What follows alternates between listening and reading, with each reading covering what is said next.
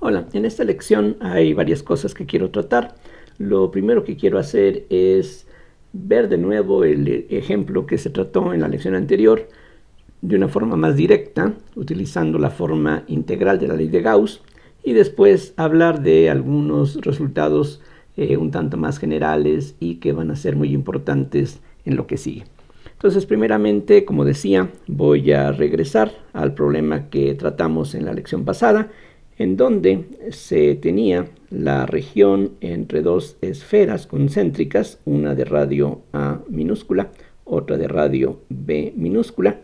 y se suponía que en la región entre estas dos superficies hay una densidad de carga uniforme. Aquí entonces decía hay una cierta densidad ρ sub 0 constante que solamente ocupa la región entre estas dos superficies. Entonces, en la lección pasada lo que hicimos fue determinar el potencial en todos los puntos del espacio, y para ello lo que utilizamos fue la solución de la ecuación de Poisson. Ya vimos en las lecciones anteriores relacionadas con la ley de Gauss que el potencial electrostático debe de satisfacer esta relación que se conoce como la ecuación de Poisson, y como ya vimos, esta ecuación procede directamente de la ley de Gauss en su forma diferencial, utilizando la relación que existe entre el campo electrostático y el potencial. La E es menos el gradiente de phi, y por lo tanto el conocer la E permite determinar la phi, conocer la phi permite calcular la E, y precisamente en el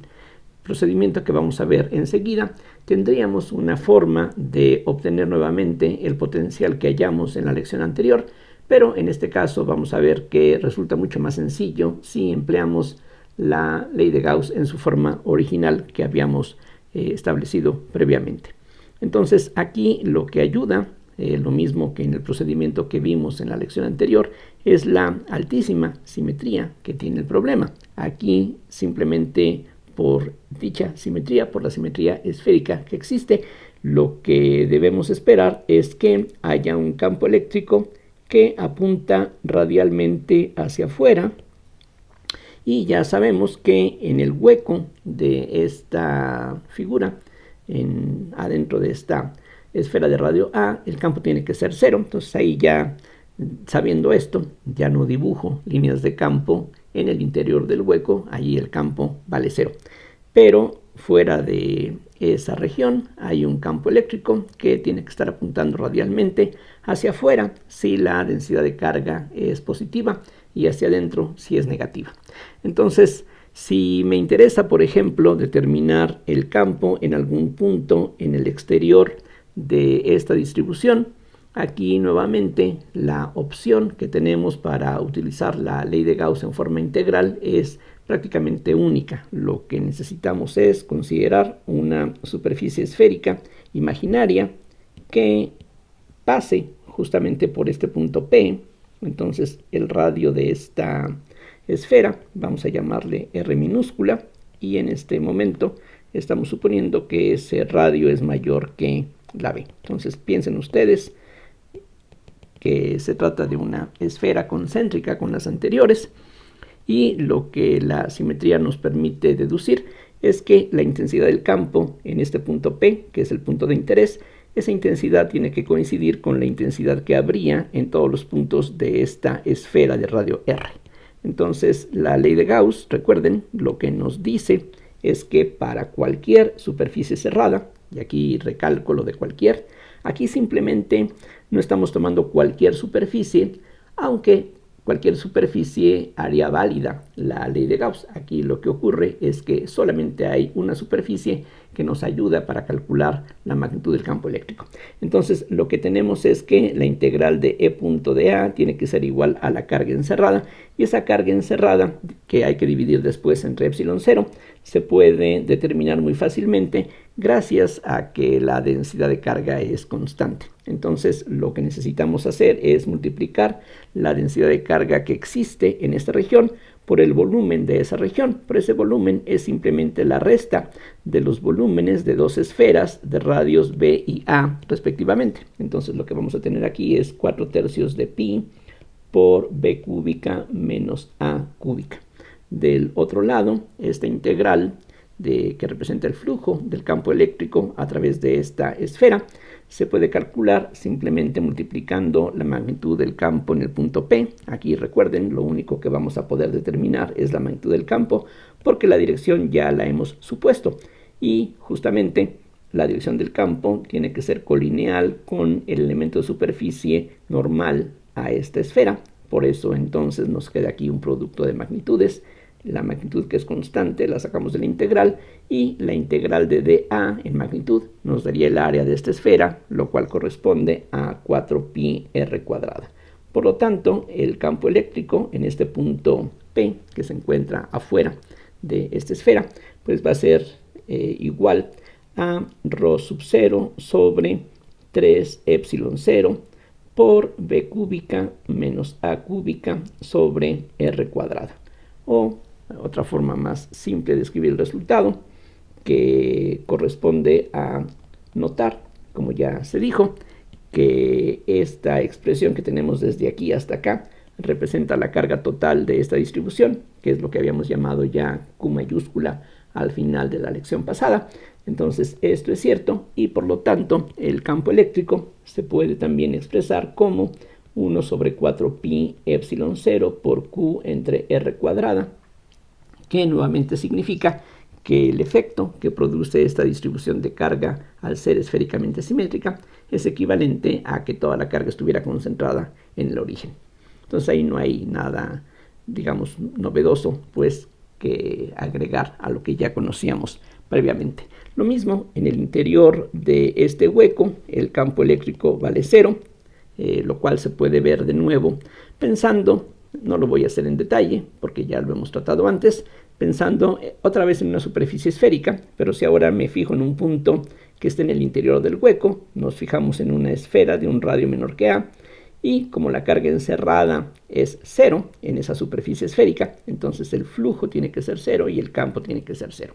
El único caso que es un poquito más interesante, no muy profundamente diferente a lo que ya tratamos, es lo que ocurre si pensamos en un punto que se encuentre en la región donde existe carga. Voy a hacer aquí otro dibujo, simplemente para no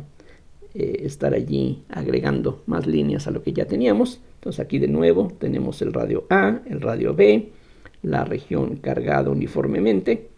Y ahora lo que interesa es calcular el campo eléctrico en algún punto P en esta región. Entonces de nuevo lo que hacemos es aprovechar la simetría que tiene el problema, exactamente igual que antes, y de nuevo la única superficie que nos sirve para calcular el campo en este punto es otra vez una esfera que sea concéntrica con las superficies que ya habíamos aquí considerado antes. Si de nuevo le llamamos R a este radio, prácticamente lo que hicimos en el cálculo anterior se vuelve a aplicar. Tendríamos que la integral de E punto de A sobre esta superficie esférica tiene que ser igual a 1 sobre epsilon 0 por la carga encerrada, pero en este caso la carga encerrada sería solamente la carga que se halla entre esta superficie esférica de radio A y esta superficie esférica de radio R. Entonces es prácticamente lo mismo que habíamos calculado aquí previamente, solo que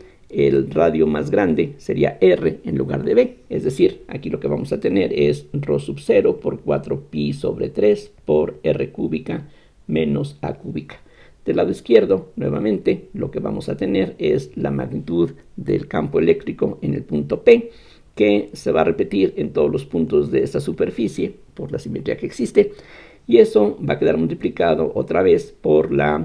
el área total de esta esfera de radio R, que nuevamente es 4pi r cuadrada, por lo que en este caso la magnitud del campo eléctrico sería ρ sub 0 sobre 3 epsilon 0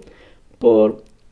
un r cúbica menos a cúbica sobre r cuadrada, lo cual se puede separar si ustedes gustan como ρ sub 0 sobre 3 epsilon 0 por r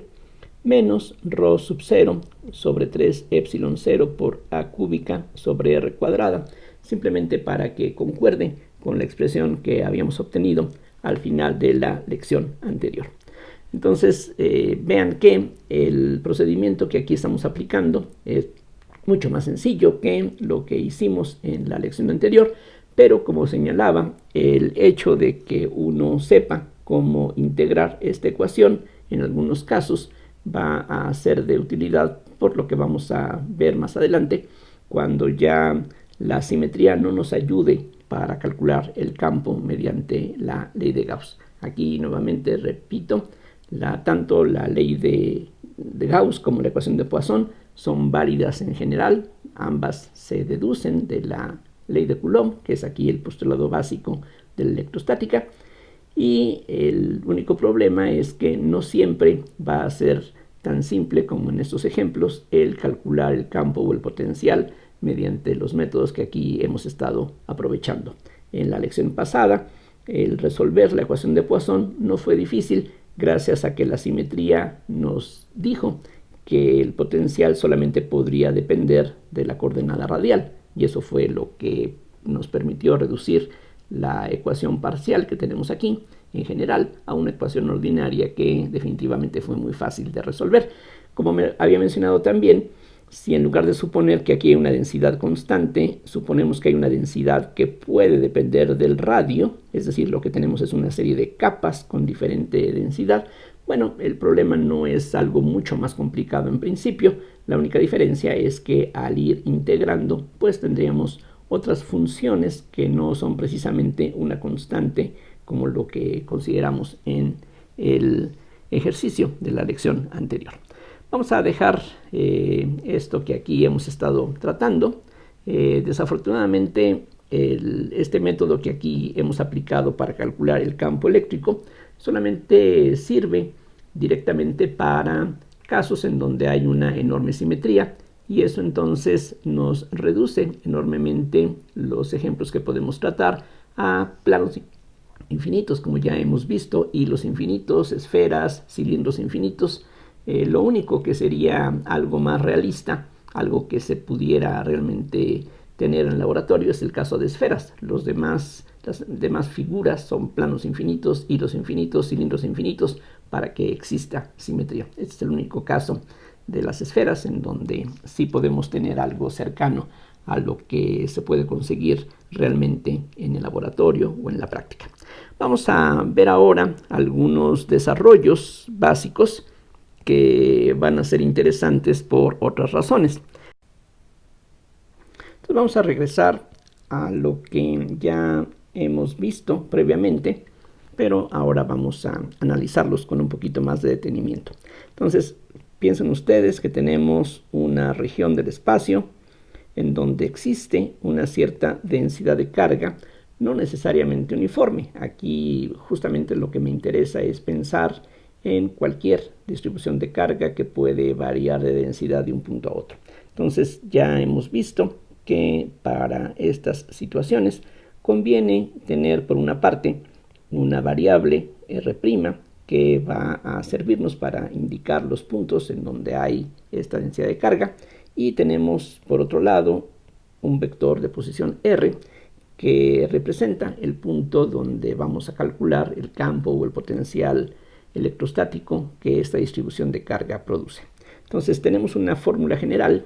que es esta, que la phi en el punto R es 1 sobre 4 pi epsilon 0 por la integral de rho de R' entre R menos R' dv'. Aquí hay que recalcar varias cosas. Primero, este integral pues sería una integral triple, una integral de volumen, donde tenemos que integrar sobre toda la región donde existe esta distribución de carga. El integrando es una función que depende de dos conjuntos de variables. Por una parte tenemos la R', que es la variable de integración, y aquí precisamente lo que tenemos que hacer en esta integral es sumar todos los efectos de toda la carga que está en esta región. Y en esta integral esta R aparece, diríamos, como un parámetro, es decir, no tiene un papel activo, pero pues ahí su presencia es importante porque precisamente de esta R depende el potencial que queremos nosotros calcular. Esta expresión es válida sin importar si el punto R se encuentra afuera o dentro de esta región. De hecho, para lo que sigue, es particularmente conveniente que pensemos justamente en que la región en la que nos estamos fijando contiene al punto R. Entonces aquí es básicamente lo mismo que ya teníamos antes, pero ahora quiero recalcar la posibilidad de que el punto R se encuentre dentro de la región donde existe esta distribución de carga. Para no ir más lejos, en lo que estuvimos haciendo al final de la lección pasada, teníamos justamente esa situación. Si ustedes revisan, si ustedes se ponen a pensar en lo que hicimos en la lección anterior, nosotros fuimos capaces de calcular el potencial, de hecho, en todos los puntos del espacio, incluyendo los puntos en donde hay esta densidad de carga. Entonces no hay nada complicado o extraño si nosotros pensamos en calcular el potencial o el campo eléctrico, como hicimos aquí, en los puntos en donde existe esta distribución de carga. Entonces todo, digamos, encaja bien con lo que hemos visto hasta ahora. Por otro lado, esta expresión que aquí tenemos tiene una especie de inversa, es decir, nosotros si calculamos el laplaciano de la phi de R, lo que vamos a obtener es menos la densidad de carga en el punto R sobre epsilon 0. Justamente el método que aplicamos en la lección anterior consistió en resolver esta ecuación. Entonces, en el problema que vimos en la lección pasada y que tratamos aquí al principio de esta lección, tenemos nosotros básicamente estas dos opciones. Si lo que nos interesa es conocer el potencial, pues una forma sería calcular las integrales, algo similar a lo que ya estuvimos haciendo en las primeras lecciones del curso, o, tal como vimos en la lección anterior, uno puede resolver esta ecuación diferencial para encontrar el potencial. Estas dos pues tienen que ser totalmente equivalentes. El que estas fórmulas sean equivalentes no suena en apariencia tan extraño. El hecho es que la phi se expresa como una integral de la rho y la rho se expresa como derivadas de la phi. Aunque aquí esta relación, que se parece un poquito al teorema fundamental del cálculo, tiene dos diferencias importantes. Una es que aquí tenemos una integral triple, mientras que aquí tenemos segundas derivadas, y la otra diferencia importante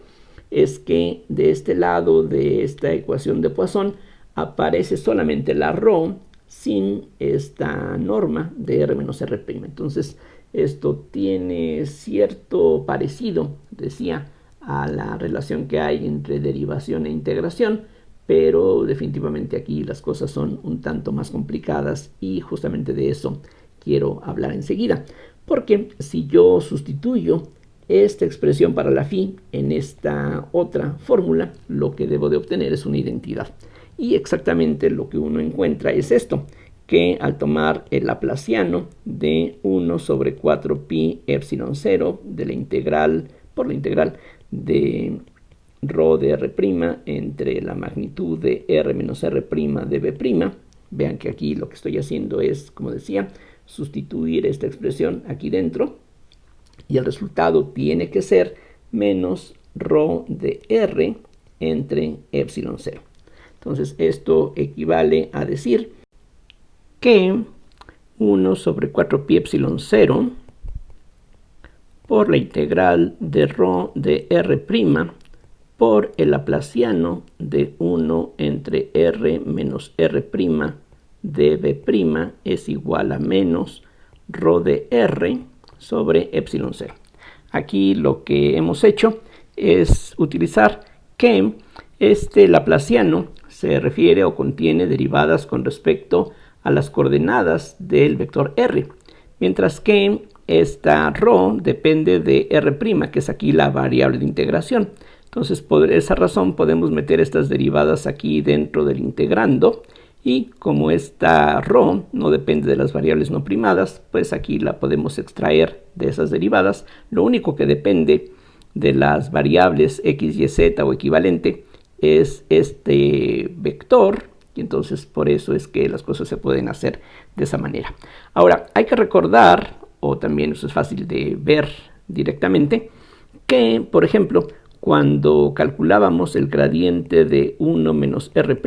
en la primera lección del curso, habíamos mencionado que eso es el negativo del gradiente de la misma función, pero aquí el cambio de signo precisamente corresponde a que esta nabla prima involucra derivadas con respecto a las variables primadas. Como esta función depende de la diferencia, por eso es que hay este cambio de signo. Pero cuando estamos hablando del laplaciano, entonces ocurre que el laplaciano de 1 menos, del inverso de esta función es lo mismo que el laplaciano con respecto a las variables primadas de esa misma función. Aquí no depende de que estemos hablando de esta norma, sino de cualquier función que dependa simplemente de la diferencia. Por la regla de la cadena, uno puede darse cuenta de que para cualquier función que dependa solo de la diferencia de r menos r', vamos a tener una relación de este tipo con las primeras derivadas y algo como esto para las segundas derivadas. Por lo tanto, regresando a la relación que teníamos aquí arriba, lo que uno deduce es que la integral, aquí recuerden, estas integraciones son sobre la región en donde se encuentra esta distribución de carga. Entonces decía, lo que uno obtiene cancelando este factor epsilon 0 que aparece en ambos lados de la ecuación, ese signo menos conviene incorporarlo del lado izquierdo, y entonces lo que tenemos es esta relación, que la integral sobre b de rho de r' por menos 1 sobre 4pi por el laplaciano con respecto a las variables primadas de la función 1 entre la norma de r menos r' de b', eso tiene que ser igual a rho de r, y esto tiene que cumplirse para cualquier función que imaginemos. Es decir, aquí recuerden, esta fórmula, todo lo que hemos estado aquí desarrollando, es aplicable absolutamente para cualquier distribución de carga. Es decir, no hay ninguna restricción, inclusive esta distribución en la que aquí estamos pensando ni siquiera tendría por qué ser acotada, sino que esta fórmula es absolutamente general, como ya vimos en las primeras lecciones del curso, y también de aquí pues se deduce esta relación, así es de que tiene que satisfacerse esta identidad precisamente para cualquier función que nosotros imaginemos. En particular, lo que tiene que pasar es que si esa función es una función constante, por ejemplo, si la rho valiera 1 en todos lados, lo que tenemos es que la integral sobre b de menos 1 sobre 4pi por el laplaciano de esta función de b' sería igual a 1. Simplemente si la rho vale 1, es una constante, esa constante puede sacarse de la integral y esa constante se cancela. Si es una constante, tiene el mismo valor en todos los puntos del espacio, y entonces tenemos esta relación que es bastante curiosa e importante en lo que vamos a ver después. Entonces, lo que aquí estamos obteniendo es que esta función, entre comillas, esta es una función bastante extraña, como vamos a comentar enseguida, porque esta función vale 0 en todas partes excepto en un punto en donde tiene un valor infinito. Entonces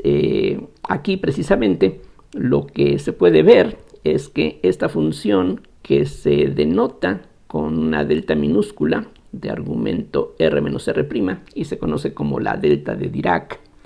esta función pues tiene la propiedad de que cuando está formando parte de una integral como la que aquí tenemos, entonces, sin importar de qué función se trate aquí dentro del integrando, lo que vamos a obtener al hacer la integración es simplemente el valor de esta función, lo que sea,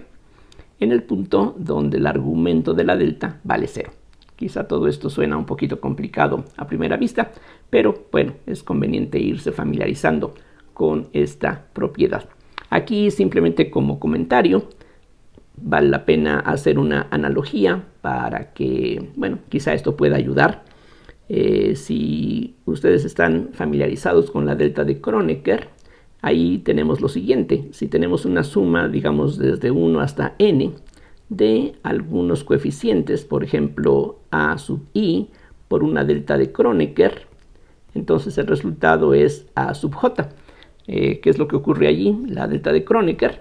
se define como un objeto, una función que depende de estos dos índices que son discretos,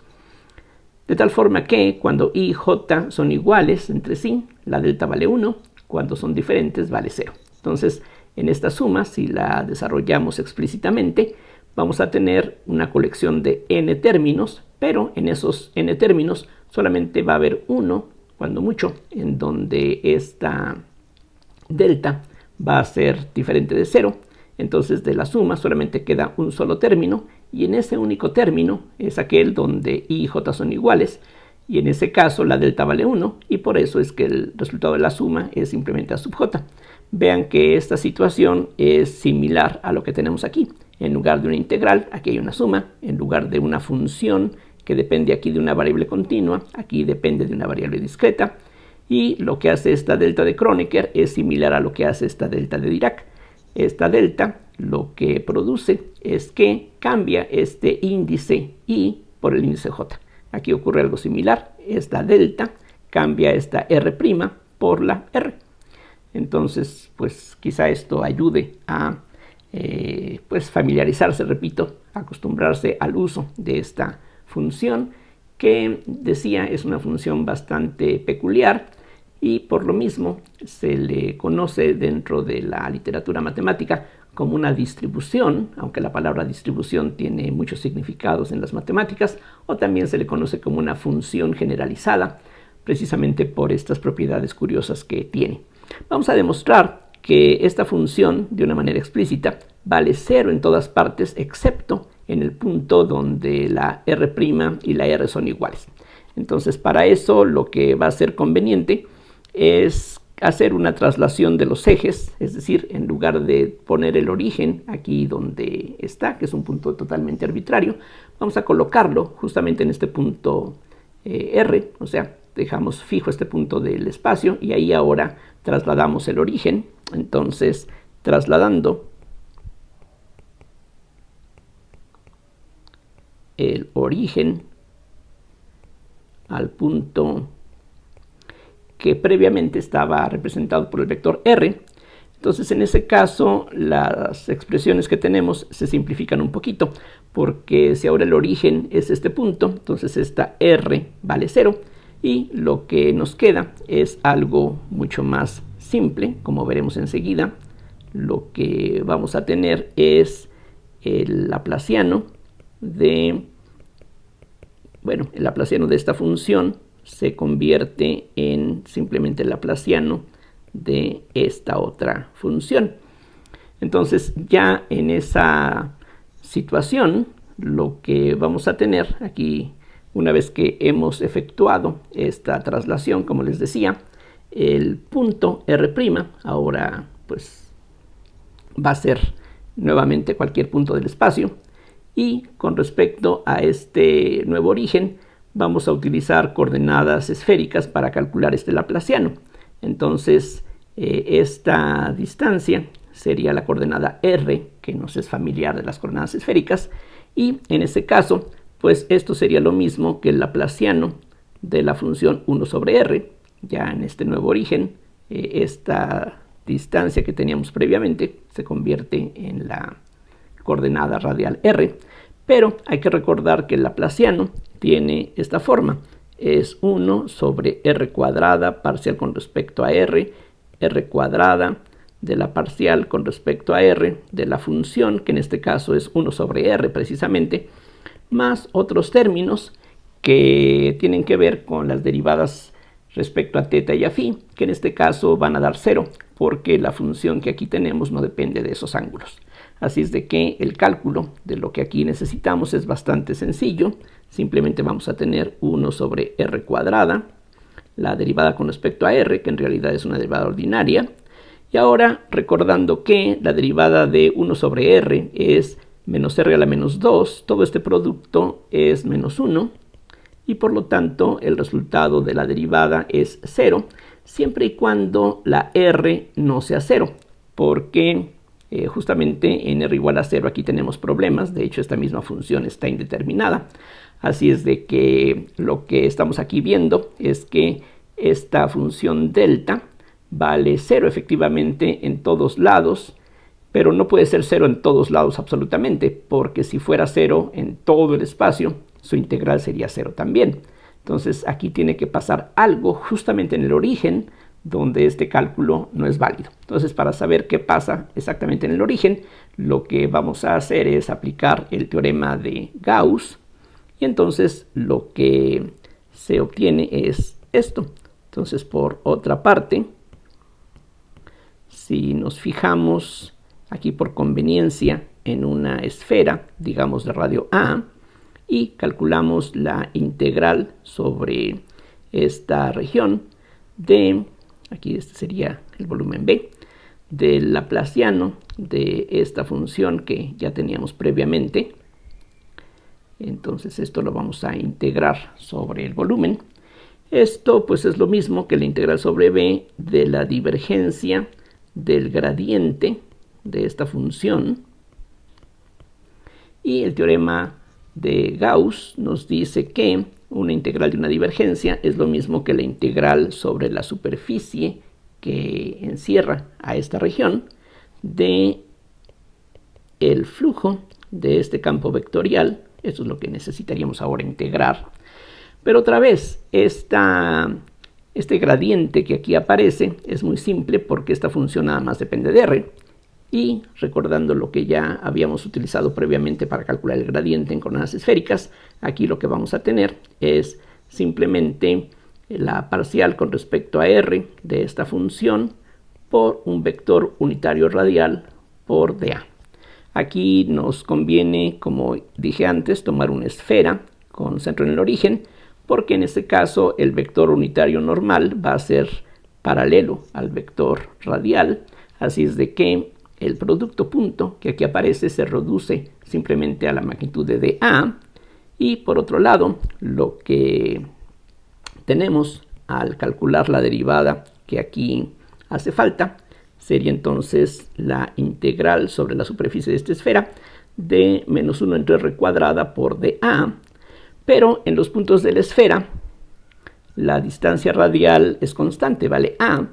y al ser constante se puede sacar de la integral, quedando entonces un factor que es menos 1 sobre A cuadrada por la integral de dA.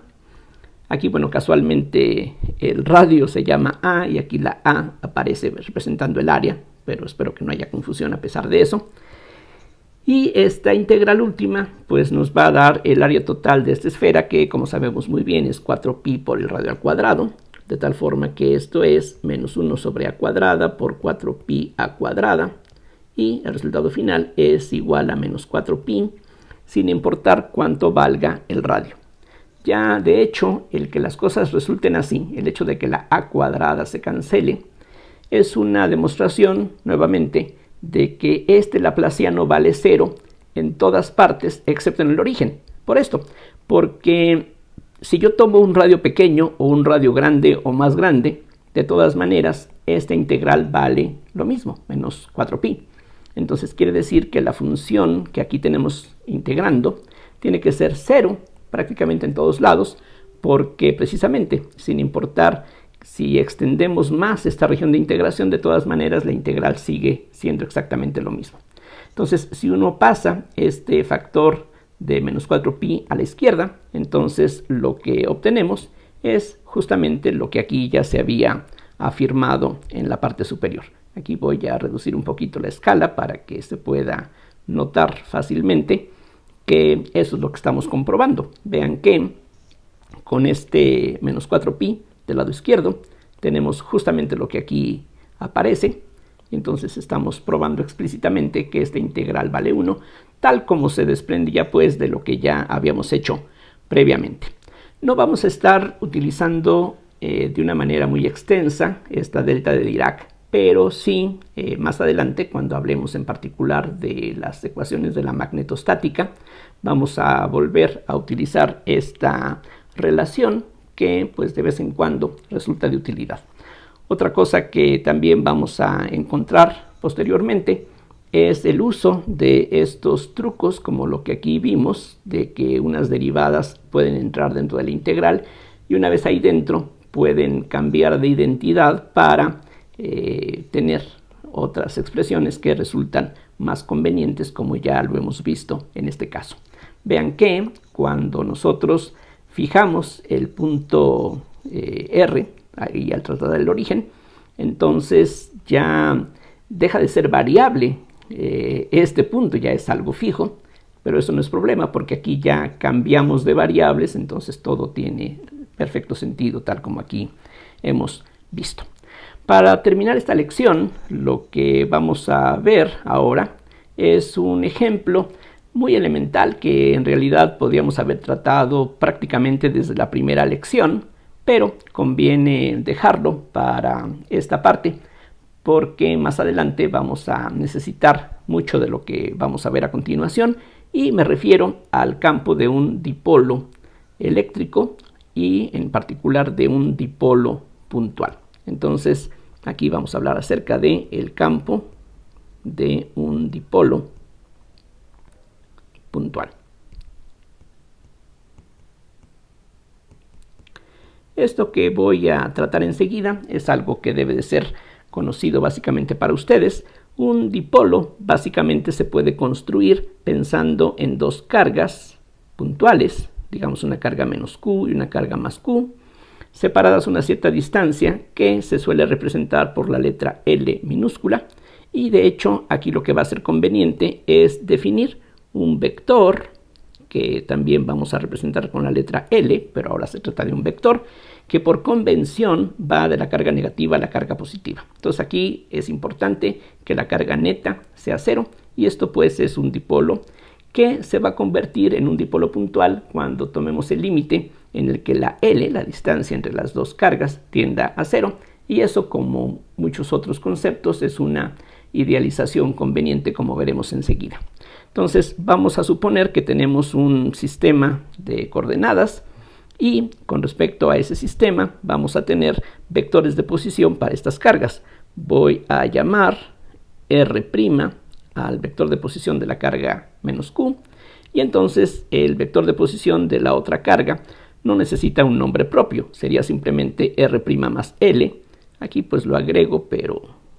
espero que eso no complique demasiado la figura. Y lo que me interesa es calcular el campo que se produce en cualquier otro punto del espacio, que como de costumbre va a estar representado por un vector de posición R.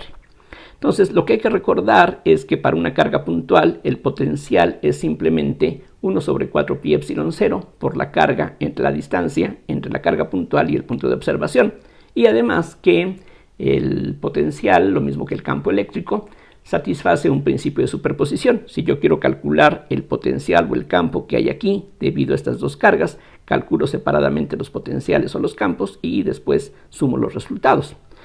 Aquí pues vamos a ver que el potencial es la cantidad que es más fácilmente calculable, y entonces el potencial electrostático en el punto R sería 1 sobre 4 pi epsilon 0 por la carga menos Q,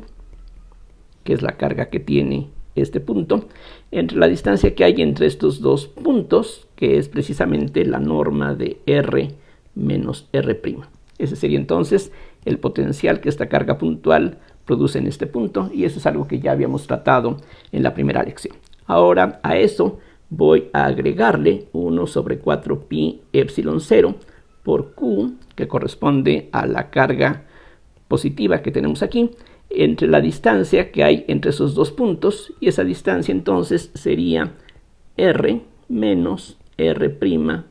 más L.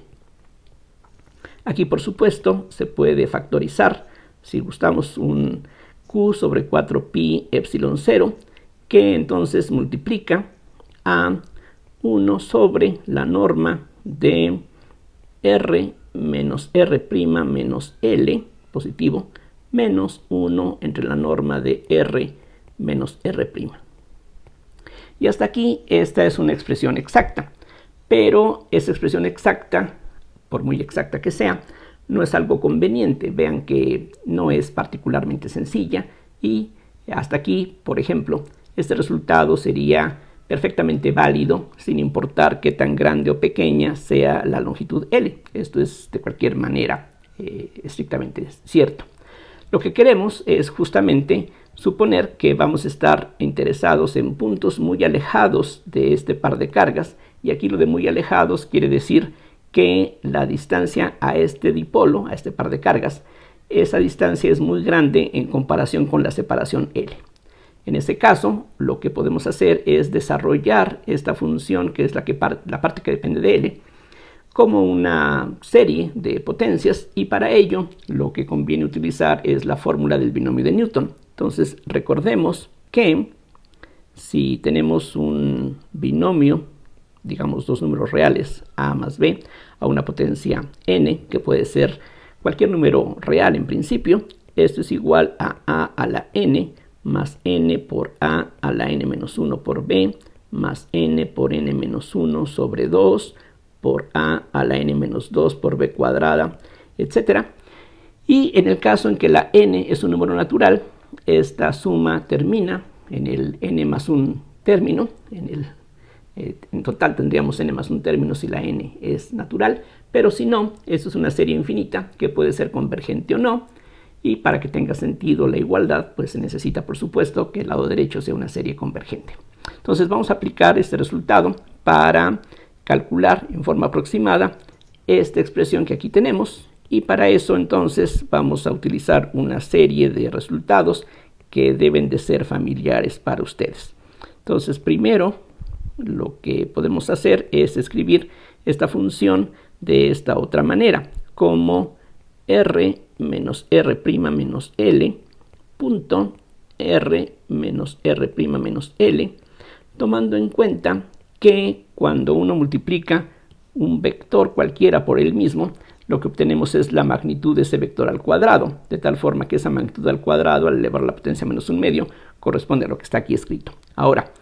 lo que va a ser conveniente también va a ser tratar esto como si se refiriera a un binomio. Aquí r menos r' lo tomamos como un solo término, y entonces esto resulta ser lo mismo que r menos r' al cuadrado, que sería el cuadrado del primero, por así decirlo, menos 2 veces l punto r menos r'